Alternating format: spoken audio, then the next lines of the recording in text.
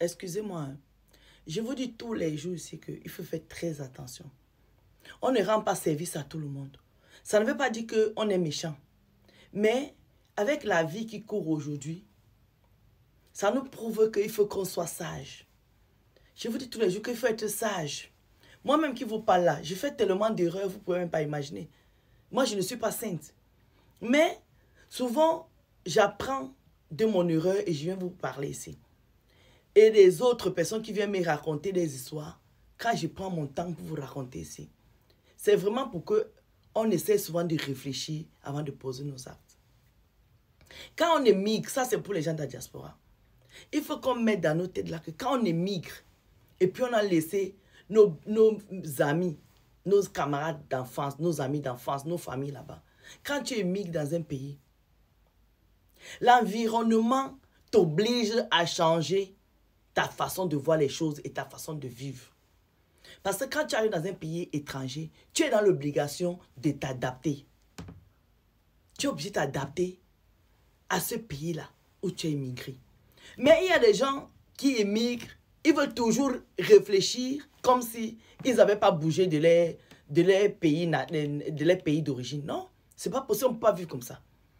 Mais en même temps, c'est les gens à qui on rend service qui font que les autres deviennent méchants. Parce que quand tu rends service à quelqu'un et puis il t'a trahi, tu es obligé de faire attention à la prochaine personne qui vient te rendre service. C'est ça qui fait que souvent, même quand les gens à la base ont bon cœur, ils deviennent durs, ils deviennent méchants. Après, tu te dis que mais la personne n'était pas comme ça. Non, c'est l'environnement et toutes ces histoires qui font que les gens changent de comportement. Donc, à un moment, il faut qu'on arrête de juger les gens. Les gens se comportent par rapport à tout ce qui les arrive. Ils changent de comportement. Donc, voilà une fille qui est ici, qui est en Europe, ici, qui est en France, qui a son gars, son sugar daddy, qui est en province. Il élève lui les beurs là-bas. Un monsieur tranquille. C'est le genre de gars qui n'est pas dans les réseaux sociaux, qui ne sait même pas ce qui se passe en dehors de son village où il est. Il n'est pas au courant. La fille là gère son petit sugar daddy, son vieux père là-bas tranquillement. Elle a son amie d'enfance avec qui elle s'entendait super bien. Comme une soeur qui est en Afrique, qui lui dit ma chérie, il faut que tu te battes aussi là-bas pour que moi aussi je quaime, non? La fille là lui dit que maman, je vais me battre comment, hein? Il faut qu'on cherche la route. Dans les cherchements de la route là, elle ne se trouve pas. Quand je dis chercher la route, vous comprenez ce que je dis. En faisant ces vidéos, il ne faut pas que je détaille beaucoup de choses ici. Parce qu'il n'y a pas que nous qui écoutons nos vidéos là, vous savez, non? Donc, elle ne trouve pas la route là où les gens passent souvent pour venir. Elle peut maintenant expliquer le problème à son sugar daddy. Que, ah, j'ai ma soeur. Elle ne dit pas que sa copine. Voilà aussi l'erreur qu'on fait souvent. C'est qu'on aime présenter nos copines à nos gars comme nos soeurs. Tu peux dire que c'est ma copine. Mais quand tu es dans une relation sérieuse, après tu dis que non. C'est ma soeur à la façon africaine. Parce que les gens ici savent que même ta voisine, dès que quelqu'un a la même peau que toi, il devient ta soeur. Donc à un moment, il faut dire la vérité aux gens. Arrêtez de présenter toutes vos copines comme vos soeurs. Ce ne sont pas vos soeurs. Ce ne sont pas vos soeurs. Donc elle dit à son gars là, son sugar daddy que j'ai ma soeur qui est en Afrique, vraiment, elle commence à mentir même que c'est la fille qui l'a aidée pour venir ici. Bref, elle veut convaincre le sugar daddy pour que le sugar daddy fasse venir sa copine. Elle a préparé son sugar daddy pendant au moins peut-être 3 mois. À un moment, la fille fait le dossier, il lui faut maintenant l'invitation d'hébergement. La fille n'a pas attrapé son sugar daddy, elle le masse bien, elle lui fait bien à mâcher, à manger, elle caresse ses cheveux, son baya, elle met le papa bien. Papa finit par faire l'invitation au bled là-bas. On prend l'invitation, sugar daddy se porte garant, on envoie l'invitation, on envoie tous les papiers à la fille. Jusque sa copine qui est ici dit à la fille que quand tu vas venir là-bas, on ne peut pas aller habiter chez mon sugar daddy parce que moi je travaille sur Paris. Sugar daddy que tu vois là, moi je passe souvent là-bas le week-end. Donc quand tu vas venir ici, nous on va jongler ici dans mon petit chez moi que j'ai à Paris, ici la banlieue parisienne. Sa copine dit que ouais Marco, est-ce que tu as besoin de me dire ça? N'est-ce pas dans l'invitation, il y a toute la vie de sugar daddy qui est écrite dedans. La fille là, Dieu faisant, elle prend le visa, elle arrive ici. Quand elle arrive ici, sa copine va la chercher à l'aéroport, sa copine l'amène chez elle à la maison. Sa copine travaille. Elle est infirmière, aide-soignante, quelque chose comme ça. Elle se lève, elle part au boulot. Ne se laisse sa bestie à la maison. Tous les jours, elle reste Elle reste là. Elle part. Elle fait les tours au quartier, fait les tours au quartier. 3 mois après, elle connaît tout le quartier. Vous connaissez, quand les Africains arrivent à Paris, au bout d'1 mois, l'Africain qui vient d'arriver connaît dans tout Paris. Parce que Paris est grand pour ceux qui ne connaissent pas. Mais pour nous, Parisiens, là, Paris est petit. Ça veut dire qu'en 1 mois, tu as fait le tour. Et les tours que tu fais là, c'est dans le milieu des Africains. Dans le milieu des Africains, 17e, 18e, 19e, 18e, tous les petits quartiers là, tous les quartiers des Africains là. En une semaine, tu as fait le tour de ça. Donc, en 3 mois, la fille connaissait là tous les coins et les petits recoins. Elle connaissait là l'emploi de temps de sa bestie. Maintenant, sa bestie, tous les vendredis soirs, elle prend ses pieds, elle amène chez Sugar, elle part chez Sugar Daddy. Un jour, elle dit à sa bestie que, mais, ça fait 3 mois, moi, je suis ici. Tous les jours, tu me laisses ici, tu m'amènes pour aussi voir le papa qui a quand même fait pour que je vienne ici. Parce que, mine de rien, c'est lui qui m'envoie les papiers pour que je vienne ici. Donc, amène-moi aussi le week-end là-bas. La fille, là, naturellement, elle prend sa bestie, elle amène chez le papa Sugar Daddy.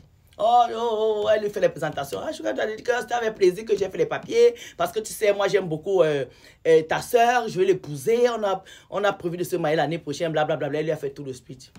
La fille là, quand elle arrive chez Sugar Daddy, elle voit tout le beurre que papa Sugar Daddy a. Elle voit tout le terrain de papa et Sugar Daddy. Elle voit toute la maison Sugar Daddy. Sugar Daddy est dans un village où quand tu traverses une maison, tu fais encore même tes 15 km pour trouver notre maison là-bas. La fille a dit que, mais attends, on dirait que c'est mon village ici là. C'est lui qui est Sugar Daddy, la copine du que maman. Là où tu vois tout ça ici, c'est à lui. Donc là, ils sont de tout faire pour l'épouser. Si je l'épousais, quand Sugar Daddy va aller se reposer auprès du père là, tout cela va être à moi parce que Sugar Daddy n'a pas d'enfant. Erreur. Quand elle rentre du week-end. Vous connaissez comment les rois sont, hein? Ils ne réfléchissent pas comme vous que dans les séances, des trucs. La fille reste là-bas dans les cafés, tout ça là. Sugar Daddy, pam, elle prend le mot de Sugar Daddy à l'insu de sa copine. Sugar Daddy, lui fait naturellement, donc il ne va pas dire à sa copine, à sa chérie que j'ai donné le numéro à ta sèche. Il n'a pas dans les détails, il a fait naturellement. La fille la rentre. 2 semaines, 3 semaines, la fille là maintenant continue à partir seule. La fille là, elle a amené une fois seulement. Donc les autres week-ends, elle n'est pas tout seul, elle laisse sa copine là. Maman, la bestie a commencé à envoyer les messages à Sugar Daddy. Sugar Daddy, vous savez, souvent les hommes, mais c'est pourquoi je dis que les hommes, Dieu les a créés comme ça. Un homme là, même quand il aime sa femme, n'importe comment, si tu veux le prendre, tu le prends. Parce que c'est comme ça que les hommes sont. Les hommes ne réfléchissent pas. L'homme, c'est en bas de son pantalon là qui est important. Le reste là, c'est plus quelque chose. Donc la fille là commence à correspondre avec Sugar Daddy. Elle dit à Sugar Daddy, oui, moi je m'ennuie à Paris ici. Moi je sais faire les bébés, je peux venir t'aider à bébé.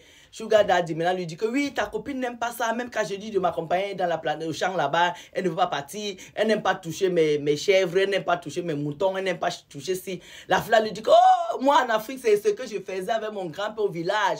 Mon grand-père était ceci, il était cela. Sugar Daddy tombe fan alors maintenant d'une personne qui partage la même passion que lui. Tu ne vois pas que Sugar Daddy a commencé à bien correspondre maintenant avec la fille dans le dos de sa chérie Coco. Maman, un jour, la fille reste comme ça. Sugar Daddy lui dit, est-ce que tu peux alors venir m'aider? Parce que j'ai trop de boulot. La fille la prend dans le dos de sa soeur. Elle part chez Sugar Daddy. Elle dit à sa soeur que je peux me promener, je vais rentrer tard le soir. La fille là est partie, elle a fait l'aller-retour. Est-ce que vous savez que cette copine-là, qu'elle a fait venir dans sa maison et dans sa vie, a fait les allers-retours comme ça chez Sugar Daddy? Pendant au moins 3 mois, la fille ne savait pas que le serpent qu'elle gardait dans sa maison partait travailler avec son mari là-bas. C'est comme ça que Sugar Daddy là est tombé amoureux de sa copine qui a la même passion que lui alors qu'elle n'était même pas passionnée, elle a fait semblant. Mais comme elle partait dans les bébés avec Sugar Daddy a pris goût. La fille là me dit, Madame Sol, un jour je reste comme ça. Je suis malade, je n'ai pas de boulot. Le téléphone de la fille là sonne. Elle ne décroche pas. Je décroche la voix de mon gars. Elle dit qu'elle a tremblé, elle a raccroché parce qu'elle s'est dit que peut-être qu'elle a halluciné. Elle dit que j'ai déposé le téléphone. Après maintenant, le message vient. Elle l'ouvre, elle voit le message, c'est là, elle voit que merde. On dit que c'est Sugar Daddy. Elle compare le numéro de téléphone, elle voit que c'est son Sugar Daddy qui a sa copine. La partie 2 arrive. Maman, on peut avoir les cheveux comme ça. Le goût de ça, oh maman. Les cheveux de la gloire. La coiffure de la gloire, c'est avec le rouge de la lèvre de la gloire. Bisous. Deuxième partie arrive.